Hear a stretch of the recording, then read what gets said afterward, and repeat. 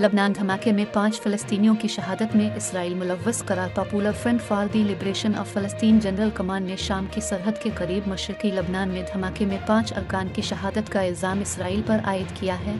अरब media के मुताबिक एक एहलकार अनवर राजा ने कहा कि इसराइली हमले ने लबनान के कस्बे क़सा में ठिकानों को निशाना बनाया। 10 अफराद ज़ख्मी हुए, जिनमें से 2 की हालत तशवीशनाक है। नामालूम इसराइली ज़राए ने बताया कि इसराइल इस हमले में मुलव्वस नहीं था। इसराइल और न ही लबनानी फ़ौज या ईरान के हिमायत याफ्ता हिज़्बुल्लाह ग्रुप की तरफ से कोई सरकारी तबसरा सामने आया है। लबनानी और फ़लस्तीनी ज़राए से मुतज़ाद इत्तलात मौसूल हुई हैं। धमाका असलहा डिपो में पुराने राकेट बारूदी सुरंगों के फटने का नतीजा था जब उन्हें मुंतकिल किया जा रहा था। एक और एहलकार लबनान में मुकीम अबू वाइल इस्साम ने कहा कि उनका ग्रुप मुनासिब वक्त पर जवाबी कार्रवाई करेगा। यह हमला उनके ग्रुप को इसराइली दुश्मन के खिलाफ लड़ाई को बढ़ाने से नहीं रोकेगा। ग्रुप की लबनान और शाम की सरहद के साथ साथ दोनों ममालिक में फ़ौजी भी मौजूद हैं। इसने माजी में भी इसराइल के खिलाफ हमले किए हैं।